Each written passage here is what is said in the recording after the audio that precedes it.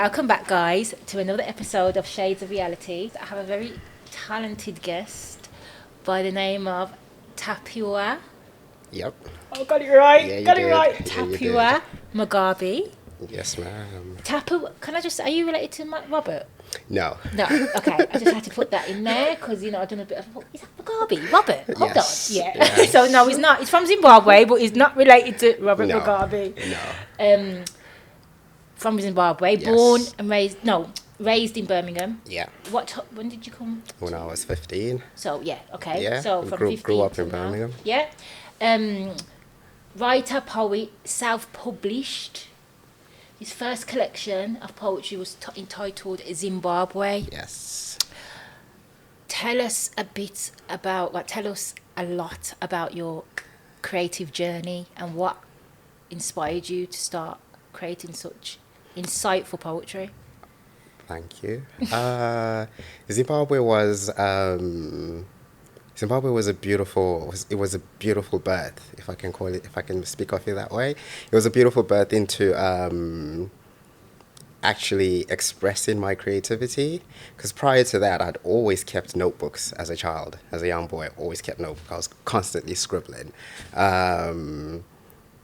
and at the time, because as black boys do, to me they were rap lyrics that I was writing. Okay. And on the side I had this dream of becoming a writer, but I had no idea how it would happen. So when Zimbabwe came along, at the time I was writing what I called poetry on Tumblr. Happened to meet and connect with a beautiful soul named Naira Wahid, who was a poet as well. And at the time, I was under the assumption that she had a book of poetry, but at the time she didn't. And we kind of collaborated. She published a book of poetry. We then connected with Yesa Daly Ward, who was also a published poet. And Is this in the UK? Yeah, this is in the UK. And at the time, I was reading. I was absolutely obsessed with reading Watson Shire's Teaching My Mother How to Give Birth. So it was kind of. So I believe we kind of got caught in the spirit of the time. We collaborated together. Naira published Salt the first year, and then the following year, together with Yesa Daly Ward, we published our books together. That's when I published Zimbabwe, and it was kind of a coming together of all of these ideas that I had for a long time as a young child and as a teenage boy. And I was growing into a young man and becoming a black African man, growing up in the diaspora in the UK. So I had all these ideas and I tried to put them into this book that became Zimbabwe. And the title was a sentimental title. Yeah. It was part of a longing for home. At the time, because I lived for quite a long time in this country, actually as an illegal immigrant. And at the time I was. So it was kind of this, even though that was, as we call it, a status, that was not me. And I understood very much that that's not me. I understood myself as a human being who's on earth. And it was kind of trying to understand what that means for me. So it was a beautiful way to put together all these ideas that I had about myself as a human being, as a black African man, as a black man in the UK, as a black man on earth at that time. But yeah. Amazing. Very, very, I wouldn't say controversial, very deep poetry. I've looked on your Instagram. Amazing. Thank you. I can connect with what you do. That's why I wanted to interview you, because I think it comes from the heart, I think. Is it a human experience? Would that be the best way to describe what you do? Pretty much. I mean, over time with growth, with growing not just from my own personal experience, but understanding how human beings grow. Yeah. It became a way of expressing my spirit, and what that means in all these million ways, because the human spirit, as it is, it's divine. I understand the human spirit as being divine, as being God-given, God-breathed. So it became an honor to actually say, oh, I write poetry. It became an honor to actually say, oh, I am a poet. And it took me, after I published Zimbabwe, it took me maybe up to 3 to 4 or 5 years to actually accept the title of being called a poet, because I understood, what poetry is. Yeah. I'd read poetry. I'd read the poetry of, Maya Angelou, the poetry of James, Yeah. James Baldwin, even the poetry of the people that I was around, the poetry of Nairo Wahid, the poetry of Sonia Sanchez, the poetry of Wassenshire. So I understood what poetry was. It wasn't something that you just throw about and say, oh, I'm a poet. No, it's almost to an extent a mantle, and it becomes, okay, as a poet, what do you talk about? So when you say my poetry is deep, thank you. I appreciate that. Is that a positive? Is that? Yeah, it's an absolute positive Yeah. thing. It's an honor, because again, I always try and write from the seed. I always try and write from the roots. Definitely is. Understanding that Definitely is. what I'm pouring out, it has to be a fruit. So it's like, what fruits are you pouring out? What fruits are you sharing with people? Is it nurturing? Is it destroying? Is it destructive? Yeah. And it's always, I've always tried to write in a way that is self-reflective, understanding that when I'm writing in a self-reflective way, it's a mirror. That when someone reads that poetry, when they pick it up, they can say, oh, there's a bit of me in there, or there's a whole of me in there. So, yeah. That's amazing. One of a little piece, I think, on your Instagram, it really when I read it, there's quite been a few, but this one stood out to Sure. me. The quote was, "Life is not without destruction, and death is not without creation. Same way with love, it is a learned thing, and I am full of lessons." Absolutely. Elaborate on that. Where did that thought come? I can understand it and stuff, but to the Sure. audience, what does that mean to you, and where did that thought come from? I think with that poetry, I had the last line. I am full of lessons, and all of these lessons have been taught to me by love, the love of my mother and father, the love of my sisters, God bless them, because I wrote that poetry quite recently, not in the last few weeks, but in the past few years. The love of my fiance, the love of our children, the love of my friends, the love of strangers, and love as the most pure source of our humanity, love as the pure source of creation, So when I talk about death, and destruction and life and birth, that's sort of trying to write the human experience in one way, in the way that we as human beings are creative beings, and the way we're able to create, to nurture, and to create, to destruct, because we're capable Yes, of both. We're both, absolutely capable definitely. of both. And As it's you under... can see in the world today. Absolutely. Don't get me started. That's another conversation, but yeah. Don't get me started. And understanding, what that means for me. So it was just sharing a lesson. It was just sharing a lesson that, love, I'm full of lessons, and the lessons haven't stopped, and I know the lessons won't stop until I'm on my deathbed, even though that might sound morbid to some people, but no, that's life.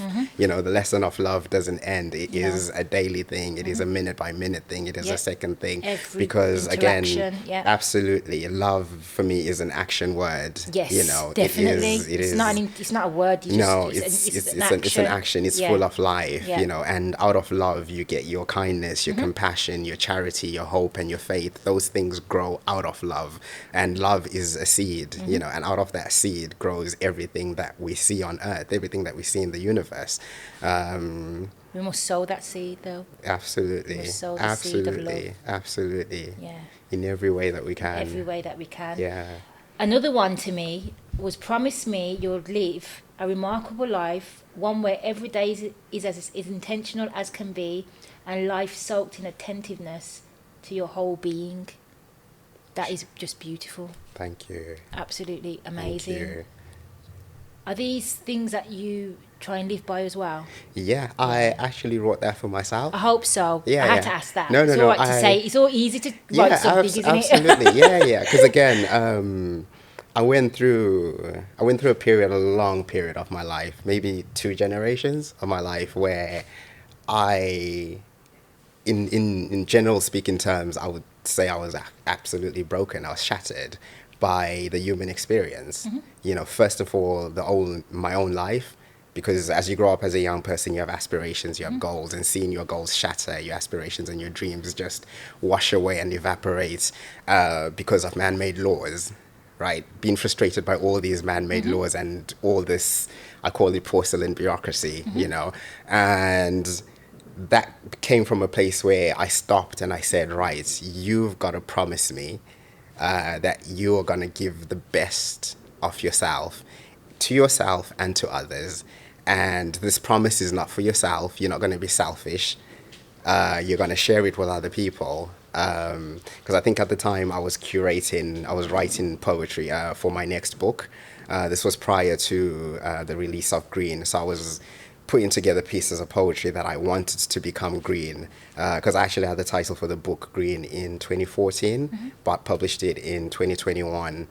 So it was a 7-year journey of writing the book. So some of the poetry that I wrote, I felt like there's no point hoarding it, only to put it in a book and then saying, oh, you can only access it if you read it in a book. Yeah. So the day that I wrote that poetry, I thought to myself, right, we're going to share this poetry. So I just shared it on all of my social media, and it connected with people in a way that I expected, and also in a way that I didn't expect, because some of the feedback that I got from it was an affirmation that people live by even until today. Like 4 or 5 years after I wrote that poetry, people still come back to me and say, thank you for writing that piece of poetry. Thank you for writing that affirmation.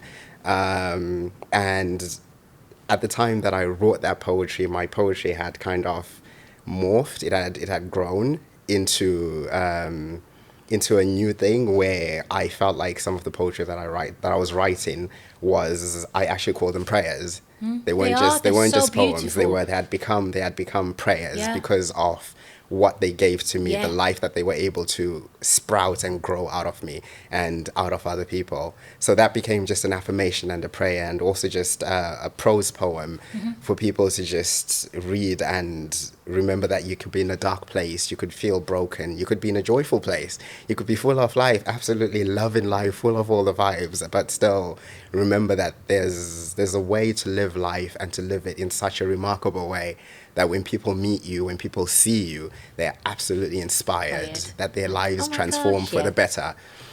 And is that your aim? In everything I do.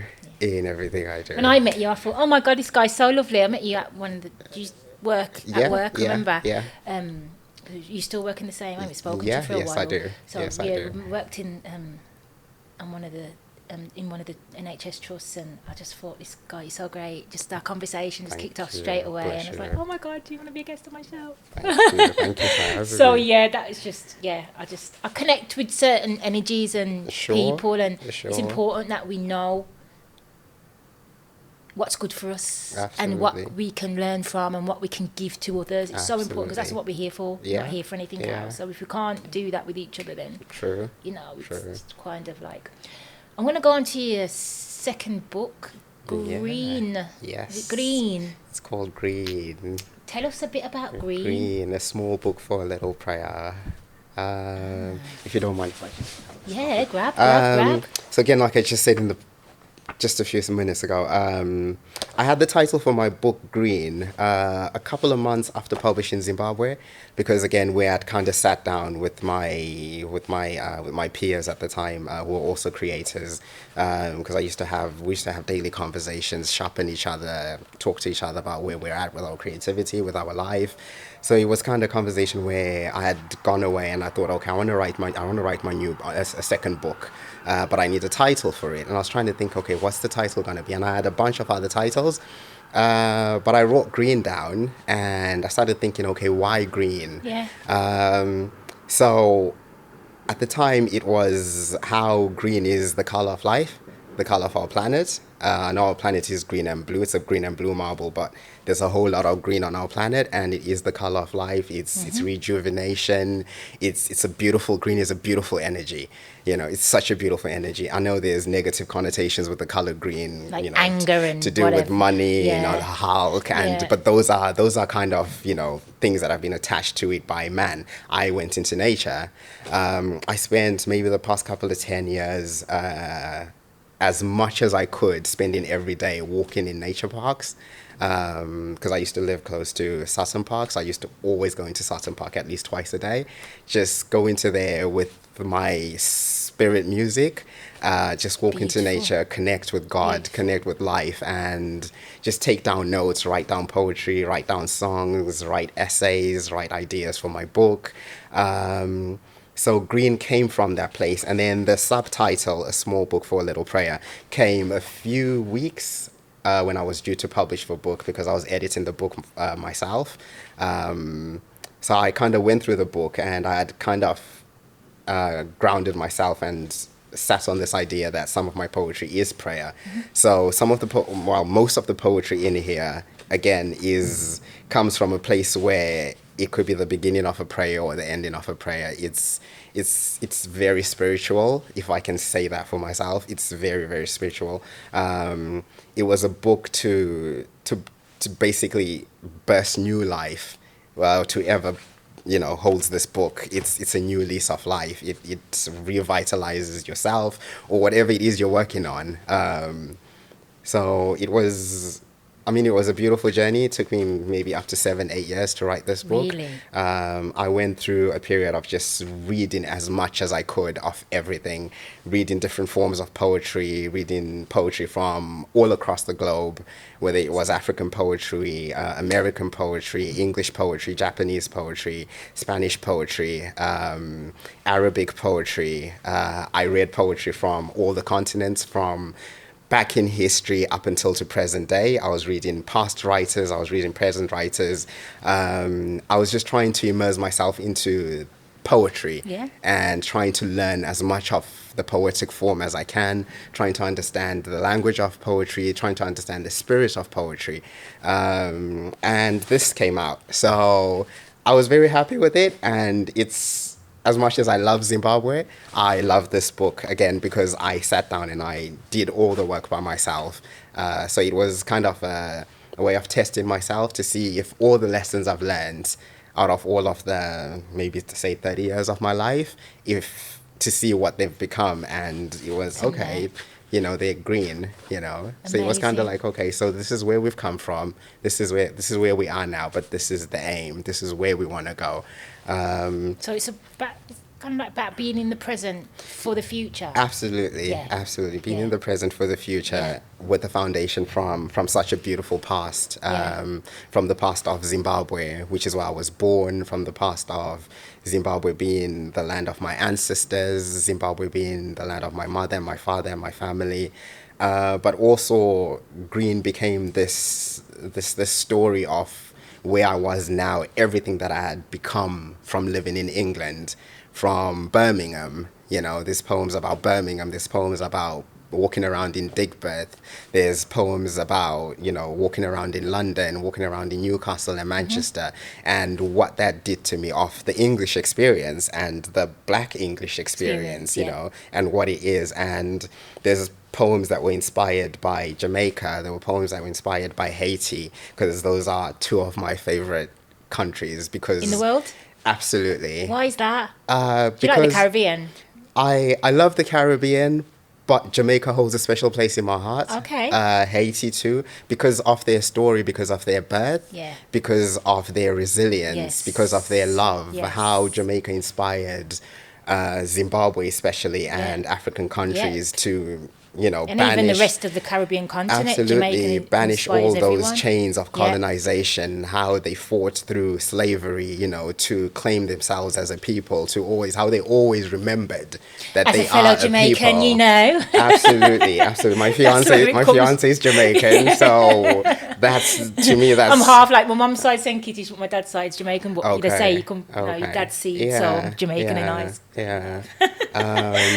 So the Black African Caribbean experience here, the story of Black America. The story of Black America is absolutely beautiful in a way that it isn't told fully, and through just reading the past, reading history, reading all the human subjects because I tried to as much as I can. Even some of it I didn't understand, but I immersed myself in it.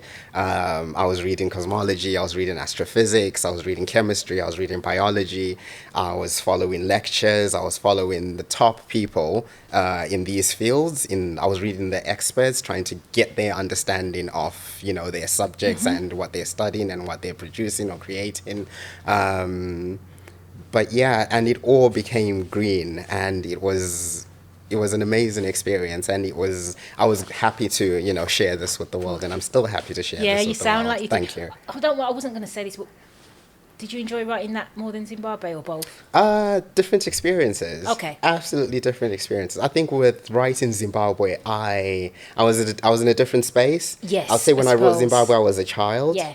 And then when I got the chance to read Green, I was a bit more mature. I was a bit more experienced, not just in terms of writing and self-publishing, but also just in terms of being a human being. It had just been a wild ride up and, you know, from Zimbabwe to Green, and because I had time to sit for a long time, for years. I had time to just sit and be at one with myself.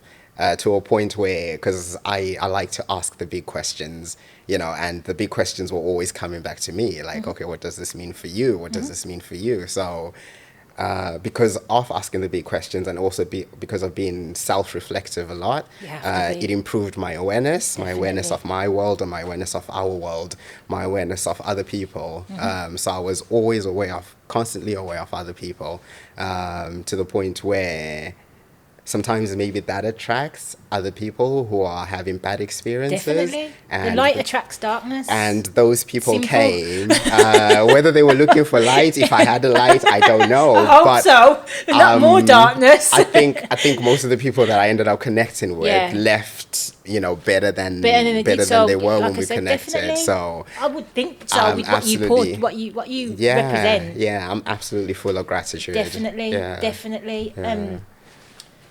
You've had a lot of, your poetry's been in quite a few places, hasn't it? Yes, it has. Tapiwa. Come on, help me out. Tapiwa. You said 3 syllables. Tapiwa. No, I'll get it. There's a Birmingham version Tapiwa. of my name. Am I doing the Birmingham version? Yes, you are. And I know I like it. Don't worry, it's me. I'm trying to do that. Me. I don't like my accent. I hate Bless it. you. But it is what it is. Can't help where you're from. Written for Fenton and Co. Yes. Jewelry. Yes. Notes on Love, and for the British Museum and Gallery. Yeah. Tell us about that experience there. Was that poetry in general, or was it to do with the book? Or that was poetry in general. Yeah. So for the British Museum, that was first, and one of my absolutely good friends, she's such an amazing person, Aliyah Hanisa, I hope I'm not butchering the last name. She is a curator. So at the time she was doing her own work. She had a monthly poetry gig that she used to run, titled Her Story, where she used to invite poets to come and read. And at the time, I think it was the British Museum was, because the British Empire was kind of working on this thing of reconciling with their past. So it was that not recent, but the last few years? Few years. Yeah. So it was something to do with colonization and Britain's, colonial history. So they asked me to write a poem. And I remember laughing with my little sister saying, they've asked Mugabe to write a poem about colonization, So ironic. So I was like, oh yeah, let's go. Let's absolutely go. Let me tell them about themselves. So I did. I wrote a poem and I told them about themselves, and I said, this is your past, just in case you don't know. And I read the poem at the Birmingham British Museum, and the poem... As well as the London? No, not the London one. It was the Birmingham British Museum. Okay, yes, okay. But the poem was shared in the London Museum as well. So I wrote about Birmingham's connection with slavery and colonization, because Birmingham has such a deep history. Yes. It's absolutely immersed and linked to it. It started here, in ways that most people don't understand. So I spoke about that. I spoke about my experience as a Zimbabwean, the stories that I heard from my mom and my grandparents of what colonization was like for them, and up to present time, because unfortunately some of those chains are still binding people in ways that Definitely. the empire doesn't want to Yeah. recognize. And then Fenton and Co. was just as we were going into COVID. And at that time, my writing had moved away from a space of, I don't want to say anger, but there was a bit of anger when I wrote, the colonization piece, or when I was Of writing that course. colonization piece, because there was a lot of, I was in a space where I was noticing all of the injustice and kind of coming to terms with the injustice of the past and the current times. And when I read for You was Fenton going through the and Co, process of realization. yeah, absolutely. So when I read for Fenton and Co, I actually wrote an essay. I didn't write a poem. I wrote an essay, and it was an essay on love. Because at that time, I felt like I kind of had enough lessons about love as a young student of love, because love is my favorite thing to write about. I absolutely love writing about know, love. amazing. It's a beautiful emotion. It's a beautiful feeling. I get and immersed in your writing. it's a beautiful spirit. So I always try to be in the spirit of love, because again, as a creative, you can't create if you don't have love. You got to course not. love what you're creating, and you got to create what you love. Yeah. So I wrote an essay on love, and it kind of spoke about love as a human experience in all these beautiful ways. Love as romantic love, love as love for something that you create, which can be disconnected from, the romantic side of love. Do you believe there's different forms of love? Absolutely, Yeah, me. absolutely. Love as logic. Yeah. So that's how I Oh ended my it. God. Love is Preach, logic. brother. Love is absolutely the sharpest form of logic. Oh, man. It's logic in its truest form. Oh, man. Because when you make decisions from that point of view, you're making decisions that are based in reality, but also grounded from the future, and that have a thought for the future. So again, with green, I was thinking of, creating a green future. Green is the way forward. Absolutely, yeah. You've worked with children. It's about the youths, sorry. Yeah, Is it young more people. youths, young people, Young people, sorry. yeah, young So people. I'm getting old, so they're all children to me. Young people. I'm growing up gracefully now. But Yeah. young people. Yeah. Tell us about your experiences working with them, what inspired you, and When I did that work, it wasn't I didn't highlight it in any sort of way. It was kind of like, okay, we'll go along, we'll go with the flow. If anyone comes into my sphere and they mention certain things, if they need help in certain ways, I'll show up for them. There's no obligations, but if they need help with anything, I'll show up for them. So I collaborated with a few young people with magazines who were self-publishing their own magazines. Worked with a young Zimbabwean woman who, at the time, her magazine was called Effuse. this is in the UK. Yeah, this is in the UK. It's now transformed. It's now called Cade. So I worked as an editor, and I was working freelance. I worked with absolutely amazing poet from Birmingham named RJ, and I didn't even realize how much he was getting from me. But we would have convos. He'd ask me about things, and I'd kind of give him pointers which ways to go, And you help helped him. edit his poetry, and then because of the presence that I had on social media, my work attracted a lot of young women from across the diaspora, from South Africa, from America, and a lot of young women approached me asking about publishing poetry. So I helped a few young women edit their books and help them publish their poetry. I helped a couple of people with songwriting. So I actually had studio sessions, sat in studios with them, with actually a few musicians who've actually ended up to become, notable musicians, and Amazing. help write songs with them. And again, Amazing. that was an experience for me, because poetry, again, there's poetry and music. So it was like, okay, let's see how this works. Let's see if, I can challenge myself, as well as, help other people to grow. Because again, that's a big thing for me. And with young people, because when I published Zimbabwe, I felt like I was a young person, probably younger than I thought I was at Yeah. the time. So I remember some of the frustrations that the people I was working with had on my part, because of my writing, because of my either timekeeping or my communication skills or my interpersonal Everything, skills, yeah. all of it. So I kind of had that experience, and I thought, okay, let's look around. What do these people need? So I just gave them everything as much as I could. Amazing. With my nephews and my nieces. One of my nephews, a musician, he's based in Sheffield. Another nephew, he's based in London, but he's worked in France and across the world actually, with big fashion brands. So we'd Amazing. have conversations where, we'd just chop it up and sharpen each other, Yeah, you got basically it. elevate Nurture. each other. Nurture. It's about environment, isn't it? And Yeah. it's about his environment as well as obviously nurtured his. Yeah, Because you're not there constantly, so his no. mother or whoever's around him Yeah, made sure that he yeah, sticks to that. yeah. It's so important because Absolutely. the children need that, and if we don't nurture, what's good for them, and Absolutely. they can't do it on their own. Yeah. And nor can we as humans. We need No, nurture. We need the no. right environment. So it's so important. It is. Do you think that's important as well? I think it's absolutely vital, because one of the things that I've come to realize is sometimes when we have dreams, especially as young people, we're full of dreams, and sometimes our dreams can seem unattainable.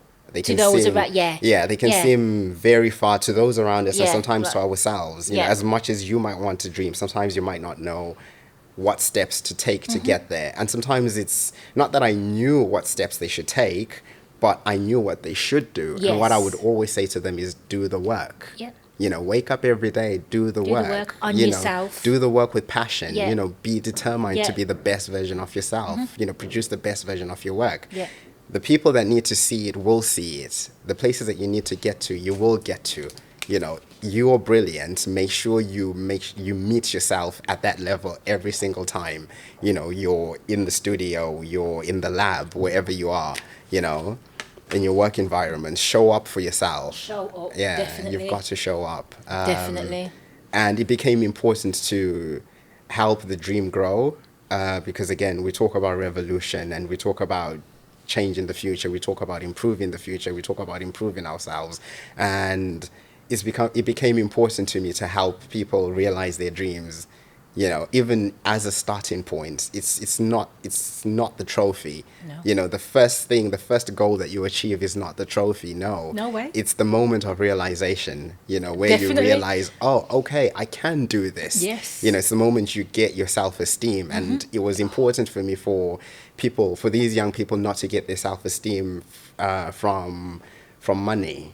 I didn't want the self-esteem to come from monetary value. The way you get your value for me was so important. Or attention, or other people, or attention, external. all of it, all comes of from it. Yeah, within. yeah, Yeah, absolutely. definitely. That's So so it was important. So it was do the work, Yeah. and be pleased with your work. With yourself. Yeah, with Don't yourself. Seek outside. Yeah, Be no, pleased with and yourself. let that be, the stepping point. Let that be, the pedestal on which you stand and say, okay, this is what I'm capable of.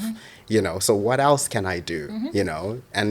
And to move forward and to carry on fearlessly, with absolute bravery, and say, okay, I'm going to do it, and I'm going to absolutely smash it. Yeah. Yeah. So that was your that was what your purpose was when working with the children. I just wanted to see these young people shine. That's amazing. I wanted to Yeah. see them shine, because you can see a star from afar. Yeah, of course you and can. it's like, come on, let's get you across the sky. Let's Yeah. absolutely get you across the sky. Yeah. Let's get you to where you're supposed to be.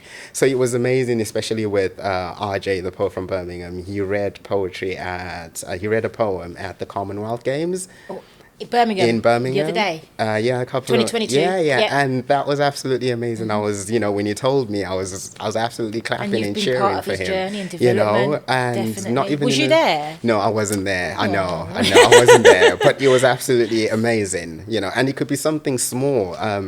My nephew, for example, he's a rapper. When his song was played on BBC Introducing, that was a moment where I said to him, this is you. Yeah. Own it. What does he rap about? Everything. He's very spiritual. Good. Again, he's very conscious. Yeah. He's absolutely immersed in the human experience. Amazing. And how boundless it is, So he's absolutely an amazing rapper. And for me, I always challenge him on. So is Come another? on. Is he deep as well? Yeah, he is. Oh, I'm He gonna have to is. send his stuff over. I like, Yeah, I like a bit of sure. deepness Yeah, and sure. I will and do. depth I will and do. meaning I will and do. I will substance. do. Amazing. How old Yeah. is he, if you don't mind me asking? He's 25, 24. Oh, okay. And it's amazing to see because recently they've built, from the ground up, they've built a recording studio in Sheffield. They've built a creative studio. It's not just a recording studio for music, it's a creative studio where Amazing. they're trying to do so much for Yorkshire.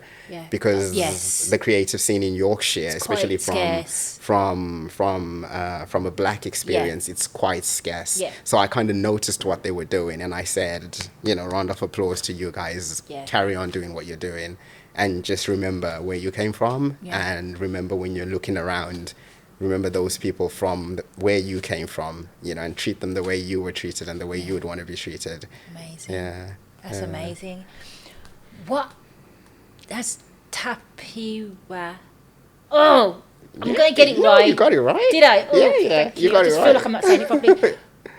What does he have in store for his readers, his fans?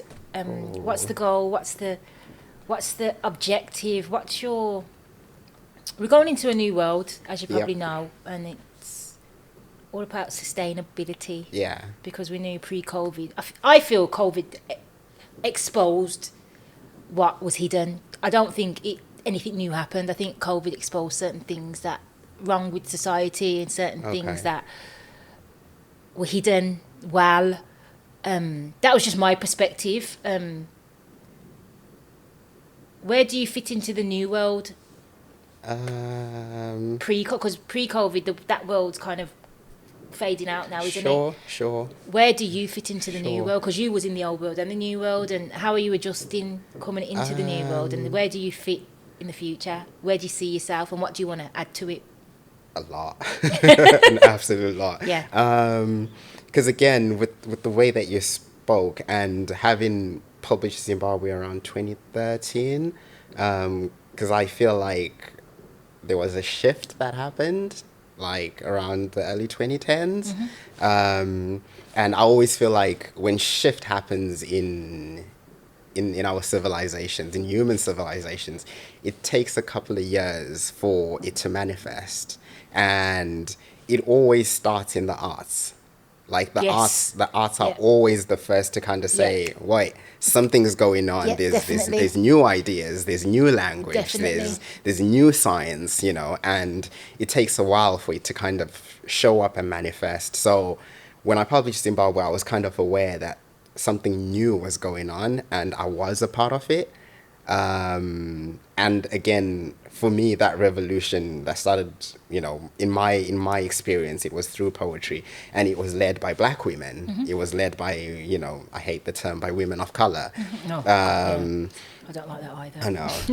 It was rare, but there were these absolutely amazing women at the forefront of it who were writing all this amazing poetry about the human experience, and I was able to be part of it as a Black man. So going from COVID and post-COVID, I mean, I've got loads of things that I want to write about. I want to write sci-fi. I want to write Black African sci-fi. I love a bit of sci-fi. And my main work, which I don't know when I'll be able to publish, is I've been working on a mythology, a Black Zimbabwe, a Zimbabwean mythology, which is basically an African mythology, a Black people mythology. So it will basically be a concept. It's a concept. Like mythologies aren't a new concept, but I hope that I can immerse new ideas in it. So it's based on a character that I'm building.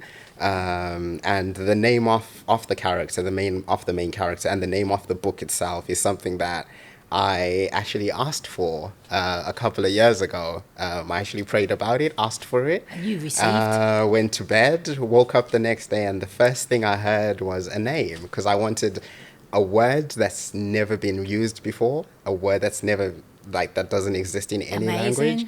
And I heard this word when I woke up, and I thought, what was that? So I quickly wrote it down because, again, it was strange. I've done as much research as I can to make sure that I didn't read it from somewhere and my brain subconsciously gave it to me, to make sure that it doesn't exist out there. And as far as I know, it doesn't. So I've been working on this mythology for quite a few years, and it will incorporate basically all that I'm learning. So that's where I'm headed. And in terms of, like, we were talking about sustainability and the future, I'd love to see a future where, again, human beings are better connected than we are. Because I feel like at the moment, yeah, we're connected through technology, but heart to heart, No. we're not connected as we should be. Yeah. I'd love to see us connect at that level. Face to face again. Absolutely. Absolutely. In the present. Being present with each be other. more present with each other. Technology is just ruined. And not just even in a physical sense, because again, as human beings, there's things that we do that technology can't replicate. Definitely. Being able to connect with each other in a spiritual way, being able to show up for each other with love, with genuine love and kindness and support, and to be able, with intention as a civilization, and actually create a life on Earth as I feel as it should be, because there's so much that goes on Earth that I just think is nonsense. And it doesn't need to happen, does It's it? a distraction. Things that people go through.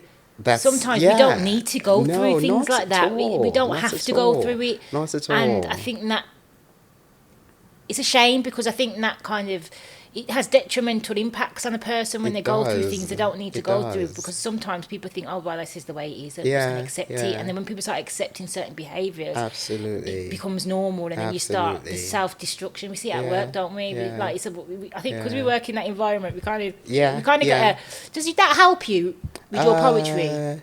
In certain ways, not in every way, because it does. It helps me see people. Yes, definitely. It helps me see people as they should be and as they are. Okay. Because again, I always try and see the best in people. Yes. Like, as a default, Yeah. I always try and see the best in people. So whenever I meet people it's accepting them for who they are, and again, saying what's the best version of yourself. How do you see yourself at your best? How do you see yourself? Yeah. So let's see you at your best. Let's see your best, and trying to bring that out, the best of them. Yeah. Definitely. So it's seeing humanity for that. I want to see humanity at our best as a civilization, because I feel, again, not to talk about systems, but we kind of live in a system. Of course that, we do. We live in a system Of course we do. that defines things and says, oh, things ought to be this way. And narratives, it's kind of like, constructs, and stuff actually, like no. that. Yeah. That's a view, that's a concept that comes from a certain group of people. A certain group of people. Theories and ideologies that come from people that think they know best. Yes, all of that. And their intentions aren't always the best. So it's like, okay, no, your intentions weren't the best. As we can see, the state of society. Yeah. But, I digress. That's another conversation. Where do you want to go with the poetry? Where do you want to...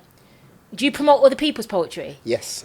Do you do that already? Absolutely. So you've got the platform that promotes other people. So you have a community, a poetry community. Been doing that. Yeah. Are you gonna? Do you want to develop that more, or do you want to? How do you want to go? Again, I like my process to be as organic as possible. Yes, definitely. So Same here. it's not forced. Yes. It's a natural progression. Yeah, definitely. So the people around me, there's some people fall off, because we all each have our own journeys. Some people fall off, some people go away, some people come. But it's never holding people and saying, no, you should stay here. Because again, I know myself that I'm growing. And from reading so much of different things, I know the trap of saying, this is where the life of everything is coming from. Staying in one place is dangerous. The box. It's very dangerous, box. it's very dangerous. So I try and not create boundaries. I try and be boundless in everything that I do, so that I am taken to places where I go in a natural way. Because again, I try and live from my spirit. So it's a very spiritual process. It's not me, it's him. Have you got any more books coming? Yes, we do. Can you speak about them, or is it a surprise? I like to surprise. I like to do surprises. But no, I can talk about them. I've been working on children's books. Ooh. So one of the books that I've been working on is a children's book on dementia. Oh, mate. Because dementia is something that's close to Yes. me. Because Yeah. again, it's an illness that we still don't understand Yeah. in 2023. I It's just something. went through some training, dementia training with the Okay. NHS the other day. I Okay. really enjoyed it. It was Yeah. so informative Yeah. and so, Yeah. yeah, it was amazing. So I've got a book that I'm working with in conjunction with work, children's book on dementia, and another book of poetry is in the works, and also a book of short stories, which again, all of my work, because I've learned how to be very intentional because of the people that have inspired me as well. I've learned a way to be intentional about my work. So even Zimbabwe and Green, they are leading up to what will hopefully be a masterwork, and that masterwork will include things from these books. So you can actually read that masterwork and go back to these books as references. But yeah, I've got a few projects coming along. Amazing. Coming along. Are they going to are they going to be poetry or are they going to be like storybooks? So the children's book will be a storybook. There's going to be another book of poetry, but for me, poetry is kind of like my foundation, even from a technical point of view in terms of writing. I'm glad I started at poetry because that has allowed me to grow as a writer, to learn how to write, to basically learn how to write a story. And ultimately, I want to be able to write stories that people connect with and that people love. But ultimately, I'd love to be known as a creator in all sorts of fields. Yeah, in all sorts of fields. Would you say your family traditions and background has kind of like ingrained you and helped you develop your 100%. fundamental values? And 100%. do you know what I mean? Yeah. Like, yeah. because it's very traditional. Your writing, very 100%. spiritual. You could tell it goes back. It's not modern. 100%, yeah. You've put it in modern form, your Yeah. form, but you can tell it comes from family values and the African kind of proverb. And is it that kind of vibe? My great grandfathers were chiefs in Zimbabwe. They were chiefs in Zimbabwe. They were basically kings in Zimbabwe, in the Great Zimbabwe. What is now the Great Zimbabwe ruins. My great grandfather was once a chief in the Great Zimbabwe ruins. His name was Chipunu. So my father's told me those stories, and then on my mom's side, her name comes from a line that started with what was a king as well in a certain part of Southern Africa. So understanding what genetics does to you as a person and how sometimes we have our ancestors living in us, I've just learned so much from my parents, but at a certain point I had to leave what they've taught me. Definitely. To kind of find my own journey and find myself. Still have it at the back, like the certain things that can help you, but it's the seed I come from, and what fruit it bears I have no control over, because again, all I can say is thank you, because all of it has been absolutely beautiful and amazing. So I take it from there. I've grown up, and the main lesson my dad told me was always have love and always have a strong will to make sure that you love. Because I'm translating it, but what he said in Shona is Ivane Chido and Ivane Rudo. What does that mean? Which is have a strong will and have love. And those were two phrases that he constantly would always say to me whenever we'd have a serious conversation. And then from my mom's side, it was always be faithful. Like, have faith. Have faith in in the best. So I come from those two traditions. And where I come from, our totem is the heart. So we're known as heart people. So it's just letting all of that just come out of me without trying to control anything. Because it's very easy as a human being to say, oh, okay, this is what I am, so this is what I'll become. Self-fulfilling prophecy. Self-fulfilling prophecies, to be absolutely biased in your own self-assessment. Sometimes I think a lot of the time from what I see, especially from the culture, that sometimes it's self-destruction a lot of the time, because we actually believe, because we're from that, or generational curses, we need to carry. No, you don't need to do what your mum done. If you know that it didn't work for her, why are you following her? Absolutely. Why are you following your dad if it didn't work for him? Absolutely. If your dad's Do you know what I mean? If you know Yeah, that, you know, yeah. we're supposed to learn from it. We're supposed to be better versions of the past, I believe. Yeah, We're supposed to yeah, learn, and my yeah. child will be a better version of me, Yeah, and hopefully yeah, their child will be. yeah. So it's a never-ending learning kind of process. Absolutely. Would you agree? Absolutely, I agree. So, yeah. And also because of the way biology works, human biology works, our genetics, there's things that are passed on, from our parents, from their parents, and carry on going backwards that show up, in the future Definitely. in ways that we don't know. Yeah. And sometimes just having those stories of the past and just being self-aware, so that when certain things start happening to you, when you start doing certain things, you can know Where it's come oh, from. dad used to Yeah, do this. yeah, yeah. Mom said she used to do this. Yeah. Or sometimes her sister used to Yeah. do this. Or cousin so-and-so said his dad used to do this. And there's a link. So I kind of grew up aware of my past in such a beautiful way. My past was given to me in such a beautiful way as a memory, as a beautiful memory.